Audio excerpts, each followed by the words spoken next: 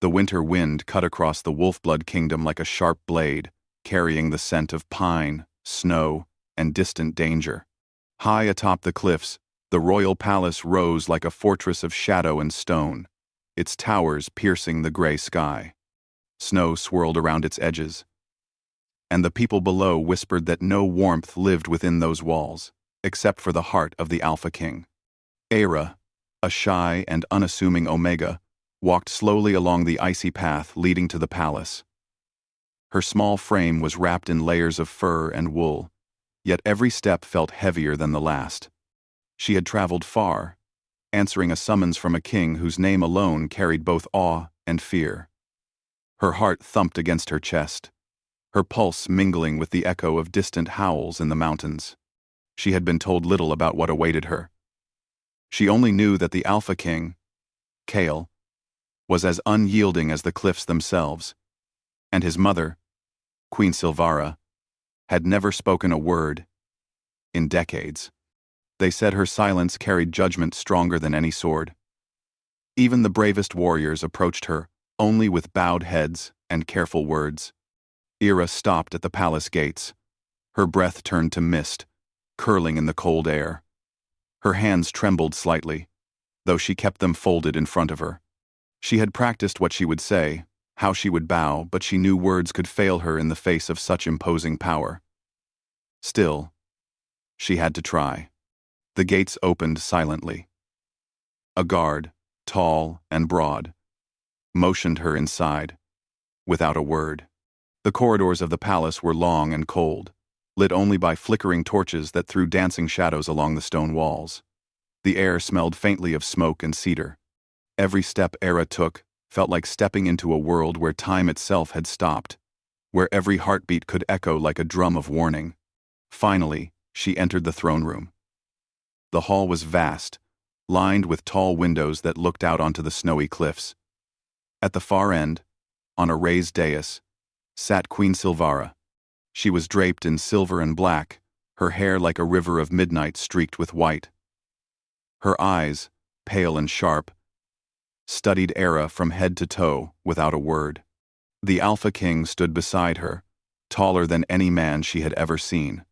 Kale's presence was heavy, like a storm cloud gathering in silence. He did not speak, he did not move. He simply watched. And in his gaze, Era felt the weight of a kingdom pressing down upon her. Era's knees bent instinctively, and she bowed low. Her forehead nearly touched the cold stone floor. Every instinct in her body screamed submission, but her mind clung to a single truth. She could not lie, not even here, not even now. Queen Silvara's gaze did not waver. It seemed to pierce into Era's very soul. And then, against the thunderous silence, Era spoke. A single word slipped from her lips, not in the common tongue, but in the ancient wolf tongue, the language long thought lost. The syllables trembled at first, unsure, but then grew firm, strong, carrying the weight of defiance. No. The word hung in the air like a bell tolling in the still night. The courtiers gasped. Some stepped back, muttering among themselves. Whispers filled the hall, sharp and cautious. To speak in the ancient tongue was already daring, but to say, no, to the Alpha's mother, that was unheard of. That was dangerous. Kale's eyes narrowed slightly, and for the first time, a faint shadow of curiosity crossed his face. He had not expected defiance to come in such a quiet, unassuming form. Era's small frame, her timid voice, and yet the courage behind her words, he felt it like a spark in the frozen air. Queen Silvara remained still. Her face betrayed nothing, but a single, faint twitch at the corner of her lips hinted at something long buried. Perhaps she recognized the Omega, or perhaps she recognized the courage it took to speak against silence itself. Era rose slowly, still bowing slightly, feeling every pair of eyes upon her. She did not know if she had offended or impressed. She only knew that her heart beat wildly, and for the first time, she felt a strange sense of power. Kael finally spoke. His voice was low, measured, and it carried the weight of the mountains themselves. "You know the tongue," he said. There was no question in his tone, only an observation. "Few do. Fewer dare to speak it." Ira swallowed. "I speak truth," she said softly, though each word in her own mind was laden with courage. "And truth must be heard." The Alpha King's lips pressed into a thin line. No smile, no scorn, only the quiet consideration of a man who measured everything in strength and consequence. "Then you will stay," he said finally. Ira's heart fluttered. Stay? In this palace? Beside such a king? And yet, she could not deny a pull, deep and magnetic, toward him. It frightened her, but it also intrigued her. She nodded, unable to speak, knowing that words might fail her once again. Queen Silvara's gaze lingered on her. Slowly, she extended a hand, a gesture almost imperceptible, and touched the scroll at Ira's waist. The scroll was hidden beneath her cloak, a relic she had carried in secret. Its surface was worn, its ink faded. Yet, it contained the ancient words that spoke of a bond between an Omega and an Alpha that could change the course of history. "You carry the key," Silvara said at last, in her voice so soft it was almost a whisper. Yet it thundered in Ira's ears. "Do you understand what this means?" Ira trembled. She had always known the scroll was important. She had always known she carried a burden she did not fully understand. But hearing it confirmed, hearing it from the Silent Queen herself, made her chest tighten with both fear and resolve. I think I do," she said. Her voice was small, but the courage behind it shone like a torch in the dark hall. Cale's eyes softened for a moment, just a flicker, before the storm returned. "Then learn quickly," he said, "for the kingdom does not wait." As the courtiers retreated, murmuring and whispering, Ira remained on the dais, feeling the strange mixture of fear and excitement coil in her chest. She had entered this world shy, timid, and unsure. Now, she felt the stirrings of something deeper: power, purpose, and perhaps destiny. Later that night, alone in her assigned chambers, Ira unrolled the ancient scroll. The flickering candlelight cast shadows across the walls, making them dance like restless spirits. The words seemed to shimmer faintly, as if alive. Her hands shook as she traced the lines. The prophecy was clear now, in a way she had not understood before. The Omega, who could speak the ancient tongue, the Omega who could challenge the throne, was destined to change the kingdom, whether through love, courage, or sacrifice. A soft growl sounded outside her window. Ira froze. The palace was meant to be silent, yet the growl was unmistakable animal, yet unnatural. She approached the window slowly. In the moonlight, a lone wolf stood in the courtyard, its silver eyes fixed on her. The creature did not flee when she approached. Instead, it tilted its head, as if recognizing her. The scroll trembled in her hands. The Omega's journey had begun. She was no longer just a timid girl from a distant village. She was a key, a spark, a voice that could awaken the sleeping power of the kingdom. And yet, even as she marveled at the wolf, a part of her quivered with doubt. Could she truly face the Alpha King? Could she survive the scrutiny of the Silent Queen? Could she master the ancient tongue and the destiny it demanded? A chill ran down her spine. The kingdom slept under the watch of the mountains and the moon, but Ira knew she could not sleep. Not yet. Her heart beat fast, and a strange, thrilling fear coursed through her veins. The first test had only just begun. Outside the palace, the wind carried her single word, the one that had defied silence: no. And in that one syllable, a storm had begun, a storm that would sweep through the heart of the kingdom, through the Alpha King, and through Ira herself. The future was uncertain. The night was long, and the shy Omega, who had bowed before the silent queen and spoken in a forgotten tongue, realized that her life had changed forever. The palace slept under a silver moon, its towers casting long shadows across the frozen cliffs. Inside, the corridors were quiet, but the stillness was deceptive. Every corner seemed alive with unseen eyes, every flickering torch hinting at secrets that had waited centuries to be revealed. Ira lay on the small bed in her chambers, the ancient scroll spread before her. Its faded letters shimmered faintly in the candlelight, as if urging her to read more carefully. Each line carried warnings and instructions in the ancient wolf tongue. The words spoke of power, of destiny, and of a bond between an Omega and an Alpha that could either save the kingdom or shatter it entirely. Era's hands trembled as she traced the letters. She had already learned one thing. Speaking the ancient tongue awakened forces she barely understood. The wolf outside her window had been proof of that. The kingdom itself seemed to respond to her presence. A soft knock echoed at her door. Era froze, her pulse quickening. "Enter," she whispered. The door opened, and Kael stepped inside. His figure was tall, almost impossibly strong, yet his movements were quiet, careful. His eyes, silver and piercing in the candlelight, studied her. He carried the weight of authority in every line of his body. But there was curiosity too, a rare glimpse of something almost human beneath the armor of power. "You are awake," he said simply. No question, no accusation, only a statement. Era nodded, trying to steady her voice. "I could not sleep. The scroll. It calls to me."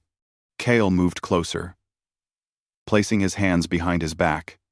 A subtle distance between them, yet an undeniable tension filled the space. "It will call to you more and more," he said. "The ancient tongue does not forgive weakness. Every word you speak shapes what is coming." Era swallowed. I do not understand everything yet, but I will try. I must try. I must try." Kael's eyes softened briefly. "Good," he said. Then, almost as an afterthought, he added, "Your courage yesterday. It is rare. Few would stand before the silent queen and speak the word. No. You have strength that even you do not realize." Era blushed. She lowered her gaze, ashamed that her courage had been noticed. "I am small. I am timid. I do not know if I am strong." Kael shook his head slowly. "Strength is not measured by size, nor by loudness. It is measured by the choice to stand when all others bow. You have chosen to stand, Omega. That is strength enough for now. Eight's strength. Eight's." The moment stretched, heavy with unspoken words. Era felt the pull toward him, magnetic and frightening. She had heard stories of the Alpha King's dominance, his sharp mind and sharp temper. But here, in the quiet of her chamber, she saw another side, one that seemed almost human. Before either could speak again, a faint sound came from the hall, a soft whisper of movement. Kael's gaze sharpened instantly. He turned, listening. Era followed his eyes and caught a shadow slip past the doorway. "The palace is never empty," Kael murmured. "Even in silence it watches. Be ready, One." Era nodded. She felt the truth of his words in her bones. Since arriving, she had sensed more than the cold. She had felt the whispers of unseen forces, the faint rustling of spirits that lingered in the halls. She had learned that silence could be louder than any shout. Over the following days, Era began her lessons in the palace. Kael guided her through the ancient tongue, each word carefully measured, each syllable carrying power she had never imagined. The shadows of the hall seemed to respond, curling and stretching as if alive. She discovered she could call faint glimpses of light, small sparks that danced at her fingertips. And sometimes, Distant howls echoed, as though wolves themselves recognized her voice. The bond between Omega and Alpha grew slowly, built on mutual respect and unspoken understanding. Kael tested her, pushing her limits. He placed her in situations where she had to speak the ancient tongue under pressure, confronting visions of rival clans, illusions of danger, and trials designed to measure her courage. Era faltered sometimes, and each time she did, Kael's eyes showed disappointment, but never cruelty. Instead, he would say, "Learn from it. Power grows in those who persist." Yet the tension between them was not just about training. Era sensed his gaze linger longer than necessary, a mixture of assessment and something deeper. When their hands brushed during a lesson, a spark of warmth traveled through her, leaving her breathless. Kael, though ever composed, did not pull away. In fact, he seemed aware of it, watching her carefully, testing the unspoken boundaries of trust and desire. One night, under the full moon, Kael led Era to the ruins outside the palace, a place steeped in history and magic. The walls were broken, ancient symbols carved deep into stone. The air hummed with the energy of long-dead kings and queens, a resonance that made the hairs on Era's arms stand. "Speak the tongue," Kael instructed softly. "Call the guardians." Era hesitated. The words were complicated, and the fear of failure made her heart race. Yet she remembered the courage that had brought her here, the defiance that had made the silent queen pause. She took a deep breath and spoke. The syllables rose and fell, strange and musical, carrying power she had not felt before. At first, nothing happened. Then, shadows along the walls shifted, forming shapes wolves, massive and ethereal, their eyes glowing faintly in the moonlight. They circled her, obedient, yet intimidating. Kael watched silently, his expression unreadable. "Good," he said finally. "You have awakened them." Era trembled. She had never imagined such power lay within her. The guardians moved around her, protective yet fierce, acknowledging her as their Omega. The realization left her both exhilarated and terrified. But then, from the edge of the ruins, came a cry, a sharp, piercing howl, not from the spirit wolves, but from living ones. Rival clans had learned of her presence. They had come to challenge, to test, to claim what they thought was theirs. Kael's body moved like liquid steel, stepping in front of her. "Stay close," he commanded. "Do not falter." The battle was unlike anything Era had seen. Shadows of wolves clashed with real ones, illusions and reality twisting together. She spoke the ancient tongue again, summoning sparks of light and strength from the guardians. Kael fought with calculated precision, his sword moving in silent arcs, defending both her and the ruins. Era realized something profound. This was not just about survival. This was about choice, about claiming power and destiny. Each word she spoke, each command of the tongue, shaped the outcome. She felt the connection between her and Kael, the way their movements, thoughts, and intentions intertwined like threads in a tapestry of strength and trust. When the clans finally retreated, defeated by an invisible force they could not understand, Era fell to her knees, exhausted. Kael helped her up, his hands steady, firm, and yet gentle. Their eyes met. In that gaze, a silent understanding passed between them, a bond forged in danger, in courage, and in trust. "You are stronger than you realize," Kael said quietly, "and stronger than anyone here could imagine." Era looked up at him, her chest rising and falling. I think I am beginning to understand," she admitted. "But there is so much I do not know, so much I must learn." Kael's gaze softened, almost imperceptibly. "Then learn. We will face it together. But be warned. This power, this destiny, It will not wait. And the kingdom watches every step you take. The chill of the ruins felt less sharp now, almost welcoming. Era knew her journey was only beginning.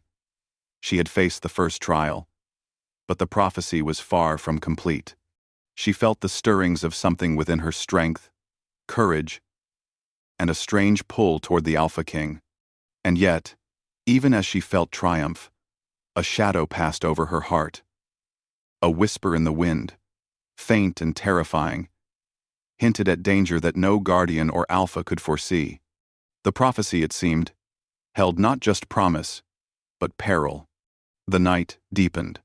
The guardians faded back into shadows, leaving only silence and moonlight. Kael and Ira returned to the palace, their steps measured, careful. But the bond between them had changed. No longer teacher and student, nor ruler and subject, they were something more complicated, something fragile and dangerous, yet undeniable. The palace, usually silent, seemed alive with whispers that night. Era's hands trembled as she touched the scroll once more. The prophecy had begun, but she knew it was far from complete. Forces stirred in the shadows, and even the Alpha King could not protect her from all of them. Era felt the weight of destiny settle on her shoulders.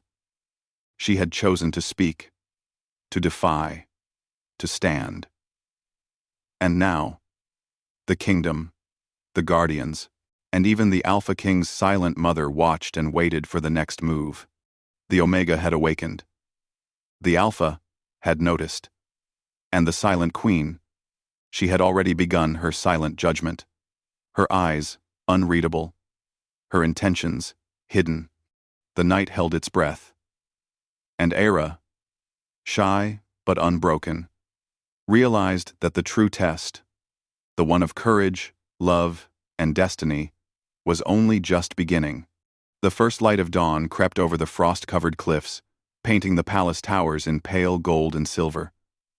The Wolf-blood kingdom was quiet, almost too quiet, as if the world itself held its breath. Inside the palace, the air was heavy with anticipation, the sense of destiny lingering like the scent of snow after a storm. Era stood at the edge of the royal courtyard. The ancient scroll clutched tightly in her hands. She had spent the night studying it, tracing the faded words over and over, trying to understand the next step in the prophecy.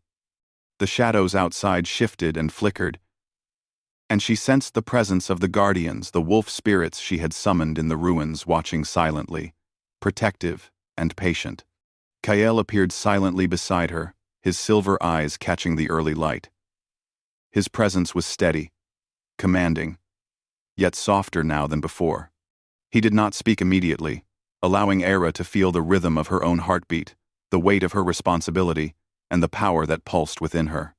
"The clans will not stay quiet," Kael said at last, his voice low and calm. "They will come again, seeking what they believe is theirs.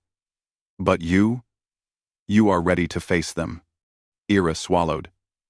The thought of another confrontation filled her with a mixture of fear and determination. "I will try," she whispered. "I must. The kingdom, everything, depends on it." Kael studied her, and for a moment, the silent barrier between them softened. "You have grown much since your arrival," he said. "And yet, there is more to learn. Power alone will not save you. Courage, trust, and heart. These are what the prophecy truly demands." Era nodded, her fingers tightening around the scroll. She felt the truth of his words deep in her bones. She had learned that power without wisdom could be dangerous, that courage alone could falter, and trust, especially in Kael, had become a bond she could not deny. Before she could speak, a sudden movement at the edge of the courtyard caught her eye. Shadows twisted unnaturally, shapes forming in the mist. Wolves, real ones, not spirits, emerged, their eyes glowing faintly red in the morning light. They were organized, intelligent, and their presence radiated intent. Kael's stance shifted, protective and alert. "The clans have come," he said quietly. but they will not find what they expect. Era stepped forward, taking a deep breath. She felt the guardians stirring within the shadows of the palace, drawn to her voice. Slowly, deliberately, she began to speak in the ancient tongue. The syllables rolled off her tongue with growing confidence, commanding the guardians and the spirits of the palace ruins. Light shimmered faintly along the stones, and the air vibrated with power. The real wolves hesitated, their red eyes flickering with uncertainty. They had underestimated the Omega, just as they had underestimated the bond between her and the Alpha King. Kael moved beside her, his presence steady and strong. "Now, Era," he said, "do not falter. Trust yourself." Era lifted her head, her voice clear, confident, and unwavering. The guardians responded, forming a protective circle around her and Kael, their ethereal forms shimmering in the cold morning light. She spoke words of command, weaving courage, warning, and strength into the ancient tongue. The wolves growled, then faltered, sensing the invisible barrier and power that bound them. In that moment, Era understood something profound. She was no longer the shy, timid Omega who had bowed before the silent queen. She was a force of change, a bearer of destiny, and her courage had awakened the long-dormant power of the kingdom. The rival clans, realizing the futility of their attack, retreated slowly into the shadows. The threat was gone, for now. But Era knew it would return. Yet, unlike before, she no longer felt fear alone. She felt strength, trust, and a strange exhilaration, a knowledge that she could face what came next. Kael turned to her, his eyes softer now, admiration and something more unreadable shining through. "You did well," he said. "More than well. You are remarkable." Era's cheeks flushed, and she looked away, uncertain how to respond. "I could not have done it without you," she murmured. "Your guidance, your trust. It made me brave." Kael's lips curved in a faint, almost imperceptible smile. "You were always brave," he said. "I only helped you see it. That is the way of strength sometimes. One only needs a mirror to understand their own courage." The bond between them had shifted, no longer only teacher and student, Alpha and Omega, but something more intricate, delicate, and powerful. It was a bond forged in challenge, danger, and shared destiny. A bond that neither could ignore. As they returned to the palace, the silent queen awaited them. Silvara's eyes, pale and sharp, watched Ira with a mixture of scrutiny and approval. She did not speak, but the faintest nod acknowledged the Omega's growth.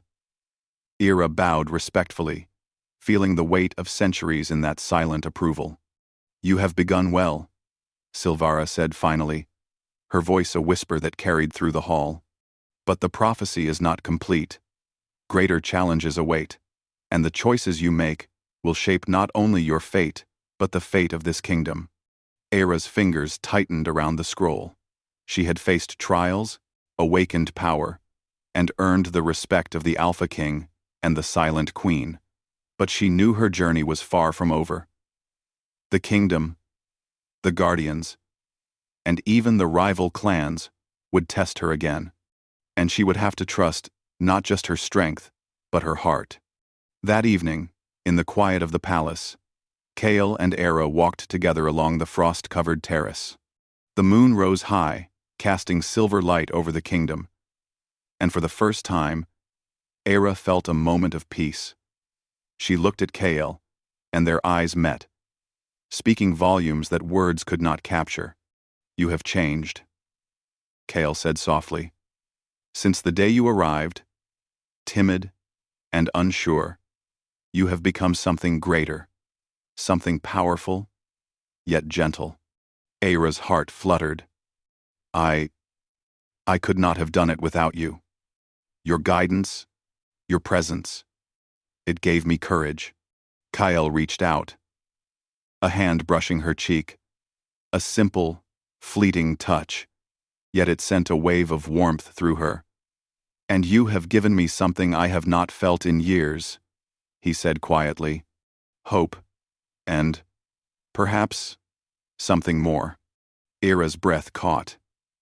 She had felt it too, the pull between them, the unspoken tension that had grown alongside their shared challenges. Yet she also felt the weight of destiny pressing upon them. Their connection was not just personal. It was tied to the kingdom, to the prophecy, to the balance of power and magic. Suddenly, a flicker of movement caught Ira's eye. A shadow, darker than the night, passed across the terrace. The air shifted, and a faint whisper in the ancient tongue echoed softly, a warning carried on the wind. Ira's heart tightened. "Something is coming," she whispered. Cale's expression hardened. "I felt it too," he said. "The clans. The prophecy. There are forces at work beyond even my understanding. We must be ready." The two of them stood side by side, looking out over the kingdom. Frost sparkled on the terraces, and the first light of dawn kissed the distant mountains. Ira felt a surge of determination. She had faced fear, awakened guardians, and discovered the depth of her courage. She would face whatever came next. Cale's hand found hers, strong and reassuring. "Whatever comes," he said, "we face it together." Ira nodded, her resolve solidifying. "Together," she agreed. That night, as the palace slept, Ira returned to her chamber. The scroll shimmered faintly, revealing one final line she had not seen before. A warning, a promise, and a challenge. The ancient tongue carried a message only she could read. The bond of Alpha and Omega is the key. But beware, the path of destiny is never gentle. Shadows stir, and hearts will be tested beyond courage. Ira traced the words with trembling fingers. She felt the weight of responsibility, the thrill of power, and the strange, growing warmth of something new, love, trust, and unspoken longing. She realized that her journey had changed her, and that the bond she shared with Cale would shape not only the kingdom but her very soul. Outside, the wind howled over the cliffs, carrying the scent of snow, pine, and unseen danger. But Ira no longer trembled at the cold. She had spoken the word that defied silence. She had awakened power that had lain dormant for centuries. And she had stood beside the Alpha King, discovering courage and strength she had never known she possessed. The kingdom waited. The prophecy was still unfolding, and the shy Omega, who had bowed and spoken in a forgotten tongue, had become something more. A force, a guardian, and a heart brave enough to face whatever the future held. For the first time, Ira smiled not timidly, but with quiet certainty. The bond with Cale, the approval of the Silent Queen, and the awakening of the Guardians had set a new course for the kingdom, and she was ready to walk it, no matter what shadows awaited.